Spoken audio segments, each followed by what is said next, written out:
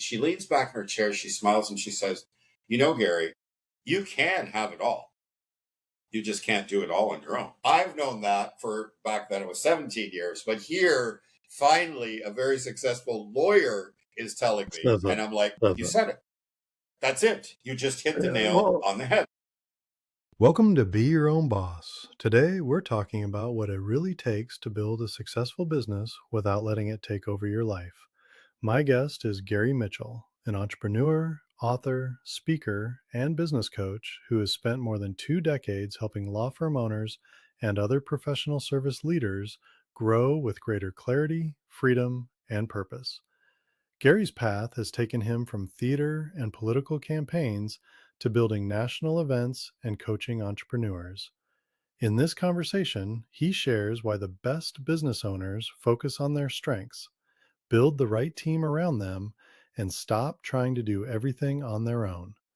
We also discuss leadership, perfectionism, people skills, taking smart risks, and Gary's and approach to building both a thriving business and a fulfilling life. Let's get into it.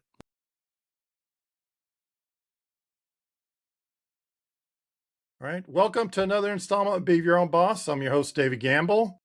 Here we're to discuss a person's life and career and what got them to this point. Today I have Gary Mitchell.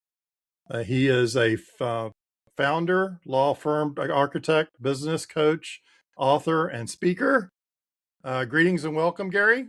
Please introduce yourself to the audience and share your backstory. Thank you, David. It's wonderful to be with you here today. I love talking shop with other adventurers, so to speak, right?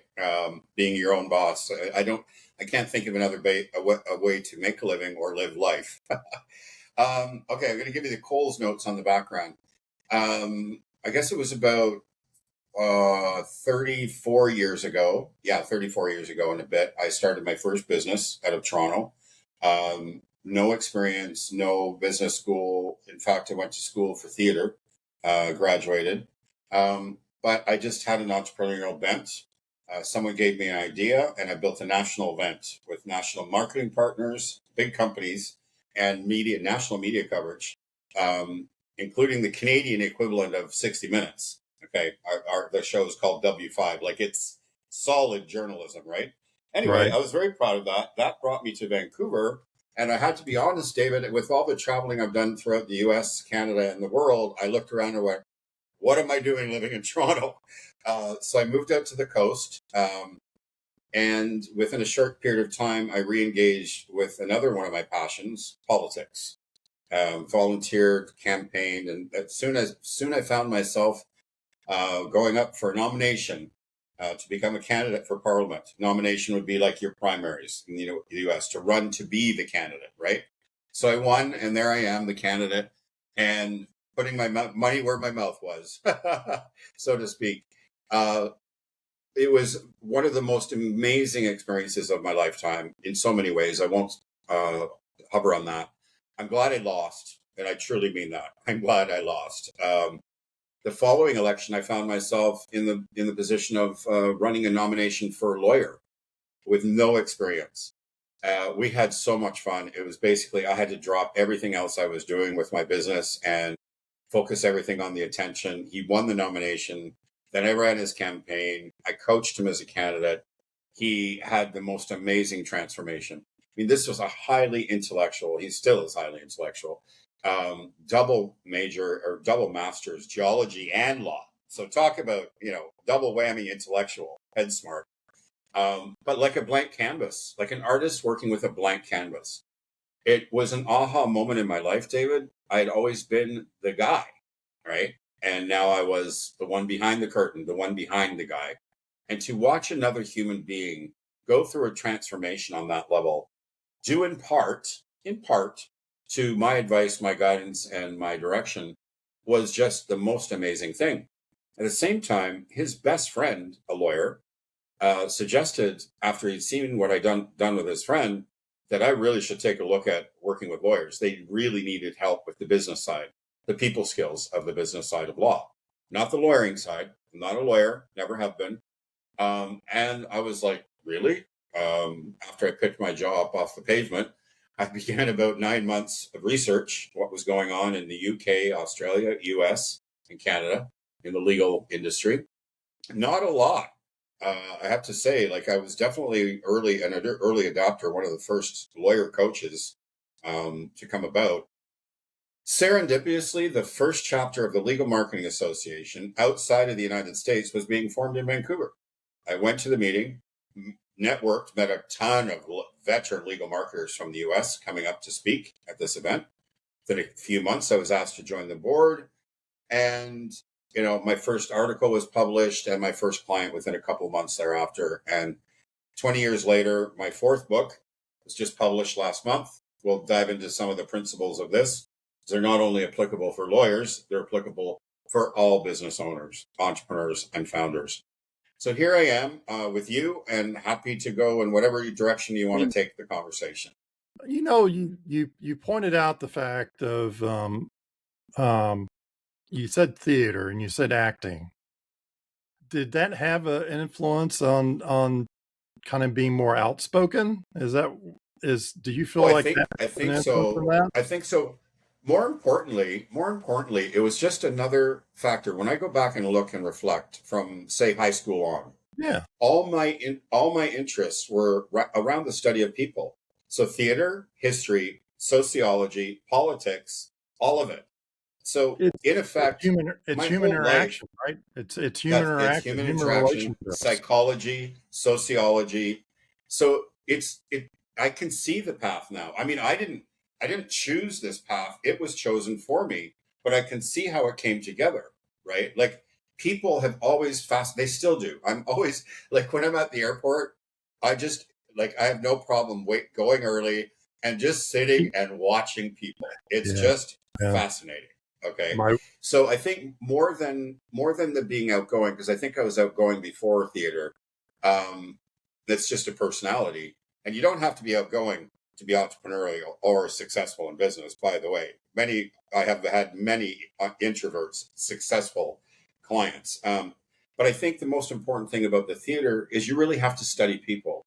When you're going to be a character, to take on a character, you have to fully understand the inner workings, how their mind works, their habits. Like you really have to embrace the whole character. And for people who have never acted or um, haven't actually had the experience of doing it, they may not understand that. There's a lot of psychology in acting. So it was one component of the various things that have led me to studying people, watching people, being able to communicate with people, uh, give them direction. I mean, I do remember coaching a couple of sporting teams and directing a couple of productions, and I did have that same kind of feeling when the actors were on stage or the athletes were out on the field. There's nothing you're not in the game, right? You're not on right, the stage. right. So it's a different kind of nervousness. I would imagine I'm not a parent, but I would imagine it's the same as having children and the nervousness of them growing up and being happy and successful in their lives for what they determine to be successful, because you're hands off now, right? You've done the work. Now all you can do is stand off of the sidelines and hope and cheer them on. So it's a different kind of, but I really love it, and I've always loved helping people. I mean, I always made the joke, David, when I was younger, I wanted to help people whether they wanted it or not. Now, over the years, I've learned, I've learned that that's not the best approach. I can only truly help people when they really need the help that I can give them, right? So, anyway, Yeah, it's the old saying to teach your peers when the student is ready, right? So that's right. if the That's student is true. not ready, that you can't teach them anything, right? Uh, Nope, I no. And don't necessarily. that candidate was like a sponge. He was open. Um, he was just absorbing all the, because I was a good candidate. I had not only did I have the theater training, but I had a lot of media experience with the first business. So that was something that came to me naturally. And then of course I got professional training and support. I didn't just rely on that. And he took everything. I remember him beating the two veteran candidates in a live television debate, and there I was, like a proud father, like smiling ear to ear. But yeah. The student has to be ready. Yeah. Yeah. I mean, it's you mentioned it. What kind of describe what was the first business? Because I don't think. Well, okay. So I took a little, this, you're going to find this funny. This is the early 90s, okay? Karaoke was just going huge in North America. So I took this little business where I started out as a karaoke host. I had a management job, but I looked in the paper, went to this karaoke one night and thought, what a fun side hustle. This is long before that term was even around, early 90s. What a Right. fun side hustle to get up and sing and host and invite, because I love people. I love to see people enjoying themselves, right? Whether they're good or not doesn't matter. They're having Just fun. just That's having fun. awesome Yep. to watch. Mhm. Exactly. So I go and audition, and then this guy him and his wife were going to be going down to Florida for the winter. So he asked me if I'd be interested in taking over the business and growing it. And he would make a commission. He would make a percentage of what he was leaving me, and then a percentage of what I would grow, because I was going to use his equipment. Soon after that, I got the idea to create the Great Canadian Karaoke Challenge, which took the contest coast to coast, even one of the territories, in bars and restaurants across Canada. And we attached it to a fundraiser for Easter seals the first year, Right. for children, and we got national media attention. I mean, this is really entrepreneurial because, again, no experience, like I'm dealing with major corporations sponsoring this event, and I'm walking into marketing directors. Marketing I'm firms. Right. 25, right? The first year we got little to nothing media. We got what we paid for. It was a friend of the chairman of Easter Seals, and she didn't got us any immediate attention. I'm like, come on, man. Karaoke's taken off everywhere. We're attached to a charity. It's a good cause. There's a story here. Well, I just took on the media the second year, and it exploded. We got media coverage in the major markets, national television coverage, radio coverage. And I just learned a lot. And that's the typical plight of the entrepreneur, right? They have an idea. They might not necessarily have had the experience doing, but you get in there and you try, and you make some mistakes, and you learn, and you pick yourself up, and you take that learning and move on. So that was an important foundation. One of the podcast host the other day was suggesting, he's talked to a lot of business coaches, and he said, I think what really sets you apart, Gary, is you are truly an entrepreneur.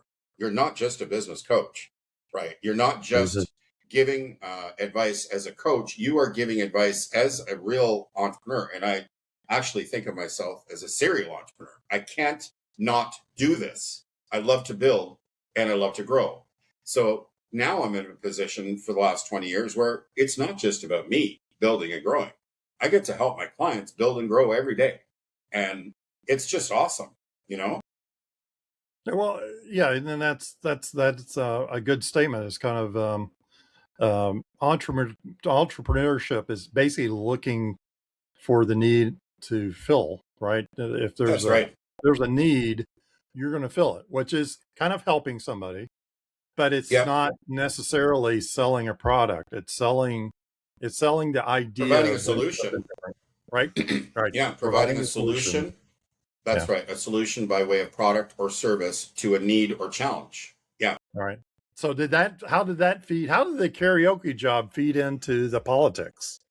When you started Well, you talking know about what? getting into that. All these skills are related. It's communications, it's marketing. I was always very passionate about politics. I mean, I grew up in a family that followed politics, talked about politics. I remember going out with my father during campaigns, door knocking and putting up signs from the age of 9. And I'd be listening. I'd be listening to the conversations at the doorstep. I'd be listening to the conversations when my grandfather was over for Sunday dinner. I'd be watching the news, what was going on in U.S. and Canada, because the 70s and 80s, there was a lot going on politically. And so I've always been gravitating towards things around people and the fascination of, how we evolve, history, where we've come from, mistakes we've made, mistakes we're repeating, right? Right. From the past. So then all of that is also transferable in business because it's all about people skills, connection. It comes down to connection and communication. Well, So everything in right, and go ahead. believability, right, and integrity Yeah, and trust. yeah, I mean, yeah. not to get into politics, but I was listening to a podcast about Plattner, and the key aspect of that is that how he reacted to being caught, Mm. and it's the integrity of him admitting it, and coming forward and not trying to subvert it. What so it's being forthcoming, being human, right? Because we all Mm. make mistakes, Well, and you it's just hit it there, David. You just hit it there. yeah, Um, there's a lot of politicians get a bad rap, but like any other profession, there are good and there are good and bad people in any profession. yeah, Okay, exactly. but the thing that we have to remember is that we are all human beings, Yep, right? We are yep, flawed. We make mistakes. The key thing is when you make a mistake, you need to own it, right? And not be ashamed. Not be ashamed. I mean, some mistakes are worse than others. I'm not familiar with that situation. I have to admit, but in general, um, we but it's a must com- but admit our it's a common mistakes. right, but it's a common theme, right? It's Yes. because it's always the last 10 years, 15 years, whenever social media started, it's Oh yeah. becoming to everybody has a voice, but if they Yeah. don't have the experience, why am I listening to them? Yep. Right? I If they agree. haven't if I they agree. haven't walked the walk, why are they talking about it? Yeah. And Well, why are there's we a lot of listening that. to them? There's a lot of Right? that. The social media has given everyone a megaphone, so everyone's an expert now, but Right. they're Not not. as an interview, just like we're doing, not as oh, we'll just have a discussion about your experience and how can Mhm. it help me? How can it help the audience? And not Yep. trying to be I don't know, influencer or whatever. It's just trying to make sure Exactly. everybody gets the do's and don'ts of what was good for you. May not be good for somebody else, but at least they have a story saying that if they ever come across something similar, they may come up with the same type of solutions. But without Hmm. that, we're not all experts just because No. we talk about business or a particular Well, business. it's one Oh, thing when I'm working yep, with clients. I mean, think about it. Lawyers are probably the most skeptical, critical, analytical, risk averse people on the planet.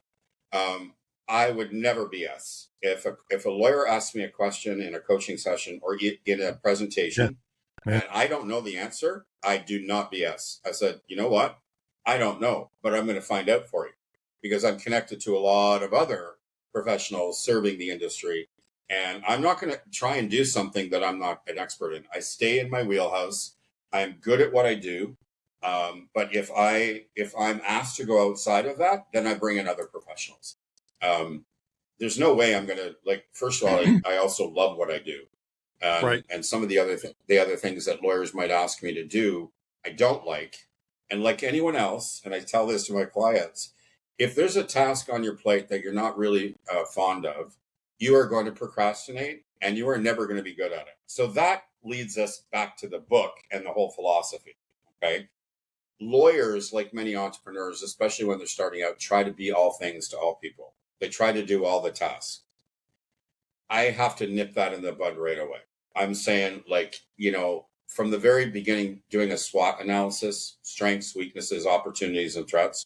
Right. You're probably old enough. I don't know. I am definitely old enough to remember the old school of thought on SWOT analysis, which was pick up your socks, fix your weaknesses, right?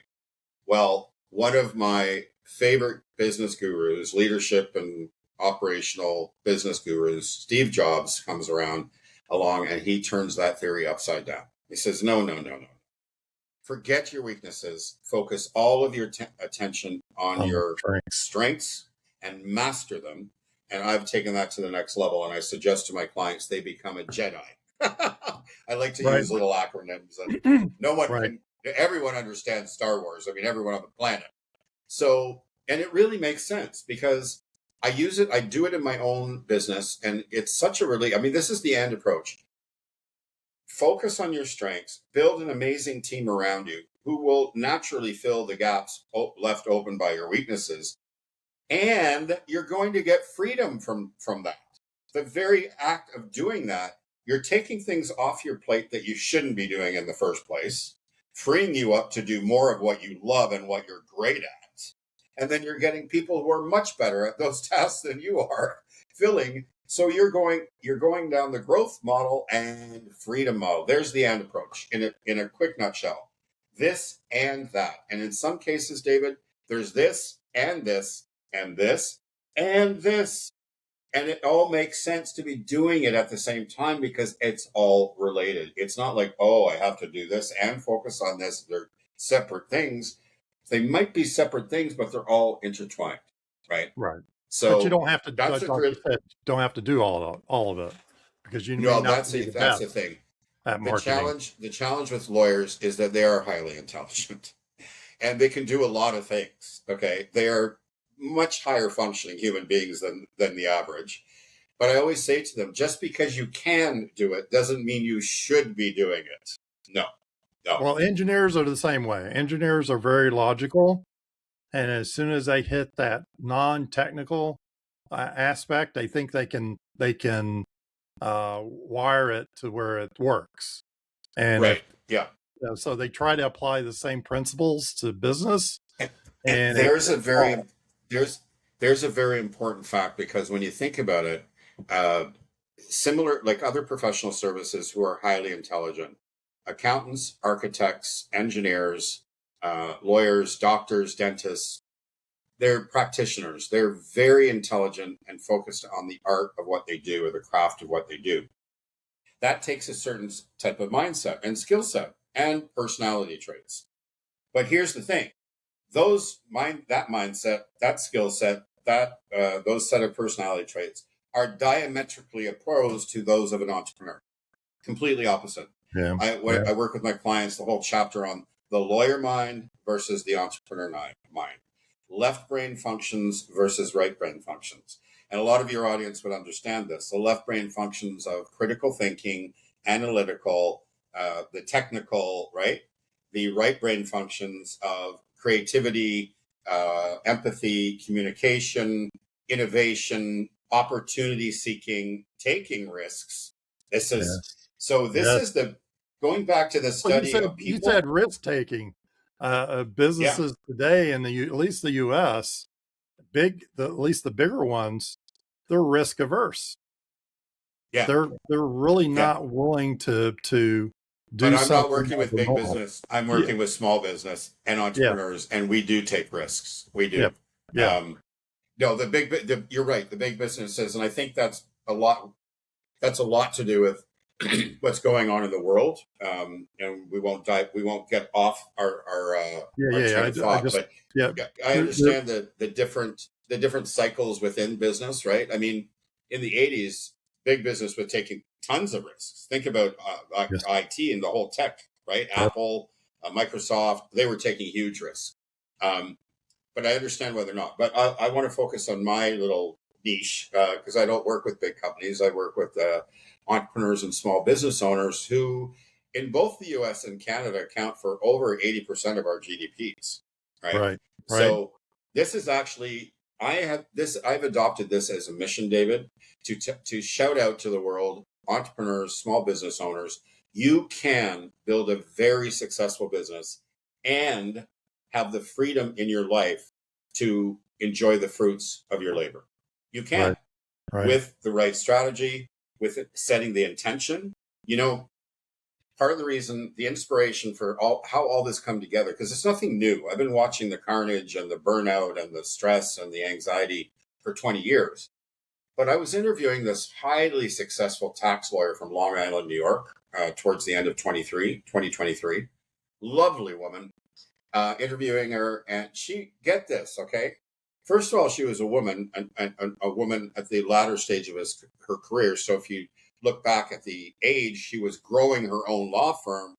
That's a successful feat on its own. Because women, again, in law, were not predominantly law firm leaders or owners. Okay, She built a multi 7-figure tax law firm while only working 2 days a week in the office because she made it in her intention was to build a successful law firm and raise her 2 daughters. Ah, That was her right. end. That was her end. So she was working, but she was working from home. She would have nothing to do with having a nanny raise her daughters. She wanted to raise them herself. So there is one of the best examples I could give you of the and approach, right? But she set that intention. She built a team around her. She built systems, right? So near the interview, and this is all in the book because I do dedicate the book to her, because it really just grabbed me. She leans back in her chair, she smiles, and she says, "You know, Gary, you can have it all. You just can't do it all on your own." I've known that for back then it was 17 years, but here finally a very successful lawyer is telling me, Says it. and I'm like, Says "You it. said it. That's it. You just hit the nail Well, on the head." yeah. I mean, it's what's the old adage about all was it all tides lift all boats? You know, the tide Yes. coming in lifts all boats. It doesn't single out somebody. It'll lift all No. boats if everybody gets on the same page. Yeah. That's an adage that's very good, and it kind of falls into what you're talking about earlier about the being able to focus on your strengths and then kind of delegate to other folks. And I see Yeah. to this day, I still see talking with engineers, and these are not large firms. These are like design houses that have maybe less than Yep. 20 people. Yep. Yep. They don't know how to get out of the way out of their own way to grow their business. Maybe they don't want to grow it. I don't know. But when they come I with think they do, attitude, but they start to pick it up. yeah, no, I think they do. Inherently, they do. It's human nature, but they just don't know where to start. And I would give them some advice: is start with your strengths, build an A team around you. You're going to have to let go of some control, which is going to be tough because you are a perfectionist. That's another thing I talk about in the book. How do I know it? I can recognize it, David, because I'm a recovering perfectionist. As an author, you simply cannot exist holding on to perfectionism. You have to let things go, right? So What? here's But the thing. Here's the yeah, thing. Here's the thing I always say, and I use this example in the book. Imagine this is about perfection and business. Imagine in the 80s if Microsoft waited to perfect software. we would never get it, right? It's kind of like, We would yeah, never have had Microsoft become the $1 trillion business it is today. Okay? right, It right. would never have happened. They did not wait. They got stuff on the market. Everybody complained Well, about it, but it moved the needle. It helped us a bit. Then they went back. They fixed it. They're still fixing it. They're still making jokes about Outlook, but we're all buying it. We're all using it. And it's all helped our lives tremendously over the last 40 years. There is the best example of the opposite of perfectionism. Good is good enough.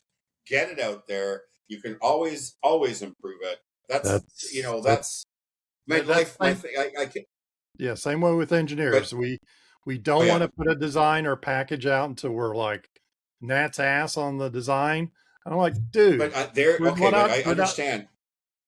I do yeah, understand because I know what some of the engineers listening to this are going. This guy doesn't know what he's talking about. He has no idea the pressure we have. Yes, I fully understand the pressure you have. You make a mistake and a bridge can fall down. I get it. I really do. But that's in your craft. And I'm not asking you to change your mindset about your craft. I'm talking about the business side yes, because you exactly. can and will and actually should make mistakes on the business side. Don't change what you're doing as an engineer or a lawyer or an architect or a brain surgeon. I'm not any one of those things. I'm an entrepreneur. Okay. Right, So right.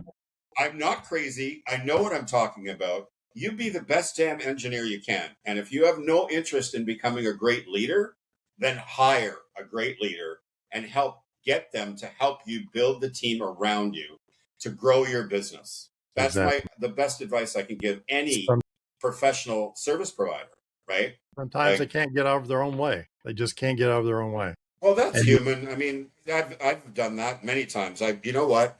It's one of my affirmations. Every morning I keep saying, Gary, stay out of your own way. That's probably a good one to write down. Um, Yeah. hey, Well, so it is written down, and I say it every morning. yeah, so let's kind of go back to we kind of got off track as far as your career. So you kind of got into the lawyer firm. So how did you develop that? I guess something that wasn't there before. How did that Yeah. all kind of fall into your lap? Okay, I mean, that's a good question. Okay, so I did the 9 months of research, right, to yeah. basically confirm the need. And what the need was, the primary need back then, what that I was aware of at the time, was lawyers being able to build their own book of business. In other words, attract their own clientele. Mm, Okay, so right. that required, like, how do they do it? They network, they write, they speak, they demonstrate their expertise. Basically, they're marketing and building relationships, business Yes. development. Hmm. So all my coaching in the early days was centered on that. Okay. As I got in and I started working with small firm owners, oh, then I was exposed to all the other challenges they face, right? The HR, the hiring, the leadership challenges, the operational challenges, right? So over the years, it just kept growing and growing. My curiosity and listening, that's probably 99% of coaching or consulting. My clients taught me. I mean, basically, this is the other thing too. If you don't get anything else from this podcast, listeners, get this. Ask your clients the right questions, and they will tell you everything that you need to serve them. Okay, they will tell you everything you need. You just have to ask. Okay, and listen intently, and make note of it. So my clients have taught me. They've taught me what challenges they have, and together we have brainstormed solutions. Or I'll go away after a coaching call and I'll think, okay, what's a practical? I always like to keep things simple and practical. What is the shortest line between this challenge and this solution, right? Knowing who I'm working with, knowing the overall characteristics of lawyers, but knowing the personal characteristics of this individual, because everyone's different, right? I might use the approaches from client to client to client, but the application is It's always a different. little bit tweaked and customized because we're dealing with different people, right? Human beings, and we're different. So I'm never bored. I have to say that. I'm never bored. Um, One of my philosophies is when I stop learning, light the match. I'm done, you know? You mean dig the hole? Well, whatever you want to do first, light the Oh, if you match, want to dig the light, hole. okay, I understand now. Don't worry You about it. get, yeah, no, Yeah, I got the idea. don't bother wasting any earth. Just light the match, It's you know? just light the match. Gotcha, gotcha. So so you know, you got the and or the one book that you have.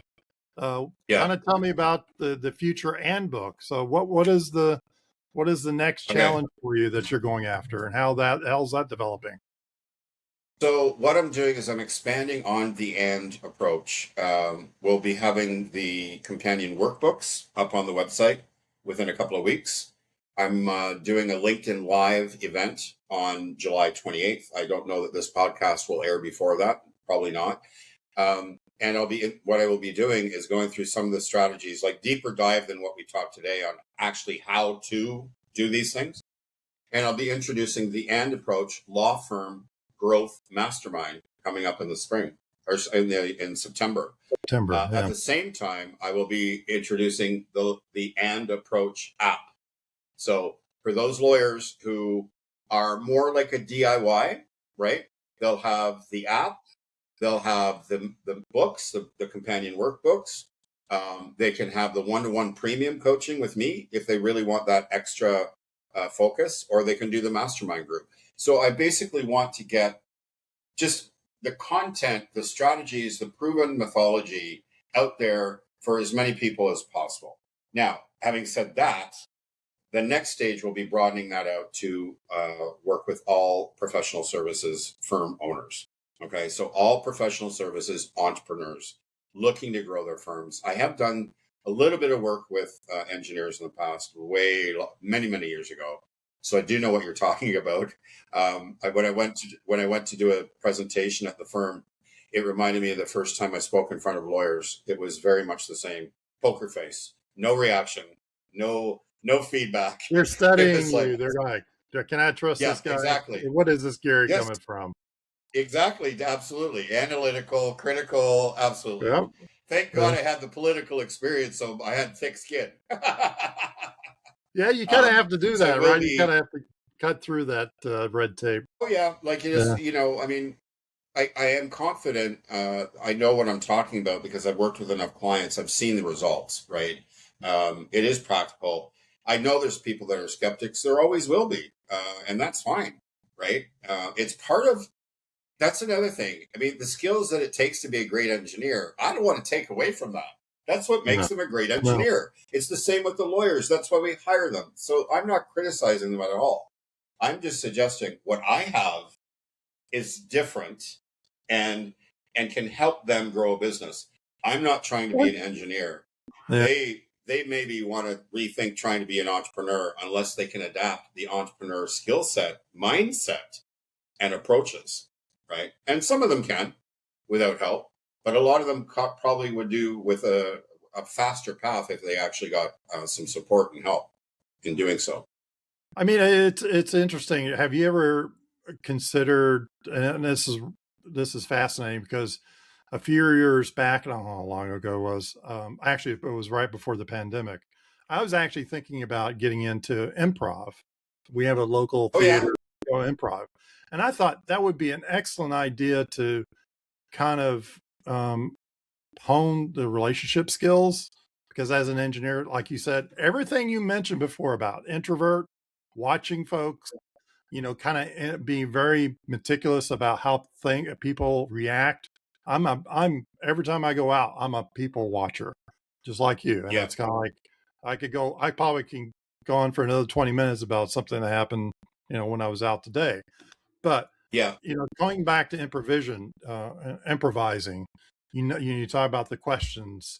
That's what sometimes when you get a setting to be able to improvise and be able to have those toolkit that kind of get you in the right ballpark of what the situation is and how to present yourself. Because it's engineers and possibly lawyers. I mean, I haven't known very many lawyers, but I would think that that would be the same condition of, would you recommend that? Would you recommend some type of acting to kind of get him out of that, to understand that you can be more than yourself, right? As a growth opportunity. That's an interesting question because if you remember, I told you I studied theater, and in first year we had an improvisation class, and it scared the hell out of me. It really did because here I'm extroverted. I've been on stage right in high school. Yeah. Yeah, Okay, but improv is a whole different thing because it is. you completely let go of control. Like you have no control. They give you a scene and you're just going. I mean, this is why some of the greatest comedic actors they've come up through Second City or whatever, and they've done the improv. It is one of the tough. And my teacher, he happened to be American, my professor for improvisation, and one of my best directors. And I was scared blank blank of him and the class every week. I was like, Right. oh no. Right. But it forces you to get out of here. And Exactly. it also forces you to listen intently on what your partner is saying because you can't react until you know what they like. It's a team thing, It's right? So it does. That's a very good question. I mean, it's David. I will be honest with your listeners. It's terrifying. I was yeah, terrified, and I've been on the stage for like maybe 6 years at that point. So it's not easy, but that would be. uh, I mean, it would be an incredible way, and you would probably end up. You'll get through it. You will figure it out because you're smart. And if you're the teacher and the guidance is you follow the guidance, and you come out of it at the other end, and you're going to go, "Oh my God, I can't believe I did that. That was awesome." And it will get you out of your head because that's the thing about professionals, not just professionals. I know it's a human thing, but the technical professionals that it takes so much intellectualism and study and precision, okay, which yeah, definitely yeah, falls under for engineers. Um, Half the battle is getting out of your head. And that's why these types of professionals struggle with the people skills because the people skills are not in your head, they're in no. your heart and Mhm. your ears, and you're listening to people and you're interacting with people and you're communicating. I mean, one of the first things I always say people when you're going to network, because I bet those engineers, when they go on a vacation to a tropical destination and they're going up to the bar or the pool bar, they have no problem striking up a conversation with someone at the bar. So Right. one of my little tips is when you're going to a professional association event to network, maybe build referral sources or build potential client networks, think of yourself being on vacation. Take all the stress away. Okay. Yeah. It's not Yeah. about selling yourself. It's the opposite of selling yourself. It's about learning and meeting new people, finding out what they do. Do they need your help?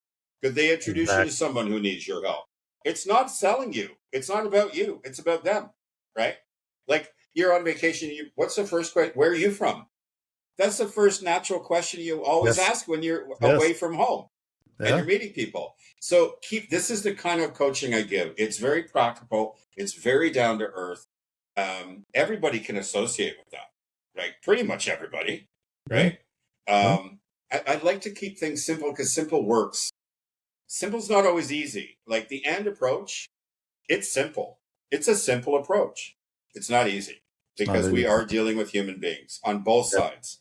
The law firm owner or the engineering firm owner or the architectural firm owner, they need to become a good leader or hire a good leader, right? Yes. Yes. The people managing the people, that's not easy because the first thing we want to do is cookie cutter. We want to have one approach for across the board with everyone. That doesn't fly The work. anymore. We got No. 5 different generations in the workforce right Yep. now. 5, Yep. right? Yeah. And they're all distinctly different. I'm I'm actually very grateful to be in the Gen X era because I fully understand the boomers and I understand all the generations after me. Um, I think the boomers have the toughest time because from where things have come for them to where things are now, and the Gen Z. I think the boomers and the Gen Z generations are probably looking around, and now they're talking about the Alpha. The Alpha is the next generation after Yes. Z. Yeah. I'm Yeah. like, holy moly! Anyway, the bottom line is the people part of your business is the most complicated, Right. That is. and Is it? you've never studied, you've never been given the direction, you've never, I mean, they don't even teach this stuff in MBA programs, right? Like No. No. it's not taught anywhere, right? So this is why I continue to have a career 20 years in. I thought the economic downturn in '08 would sharpen a law firm. Nope. I thought COVID could be COVID. Nope. Nope. 20 years and I still have a career, and more than ever, the need is still there. And so I'm taking a different approach. I'm showing them that because you want to grow a professional services firm does not mean you need to sacrifice your life. You can have both, but you have to set out with intention. That has to be important to you. And we have to build the plan from the outset. The bonus thing is to, when you're looking at, oftentimes when I'm sitting down with a client, and they could be, say, maybe 5 years in, 10 years in, maybe 20 years in. I always, what's your end game? Because I want to help you build the valuation of your firm for retirement. And they're like, wow, I haven't even thought about that. I'm like, I know. Most don't. And at the end, they close the door and walk away. And they don't get anything for the lifetime they poured into their business. I want to start putting this into practice now. Here's the beauty of it. All these principles and tactics I'm going to show you are going to help you grow and give you more freedom and increase the value of your firm for whatever you decide to do in the next phase of your career.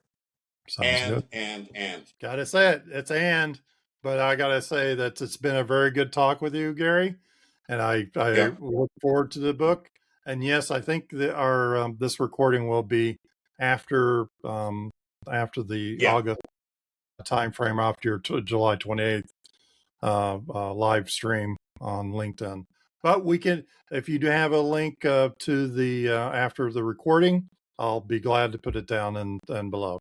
But I appreciate your That'd be time, great. Gary, and I thank again for talking with you, and for all the audience. See you next time. Thanks, David.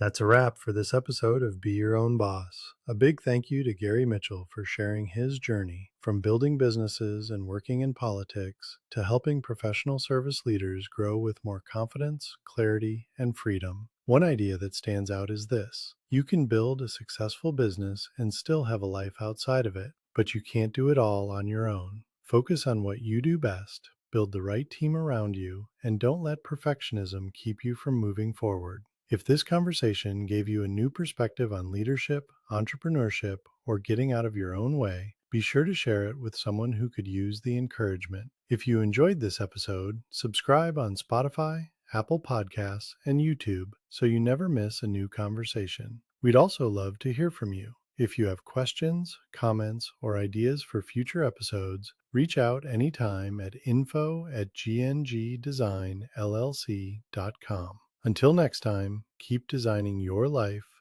your way.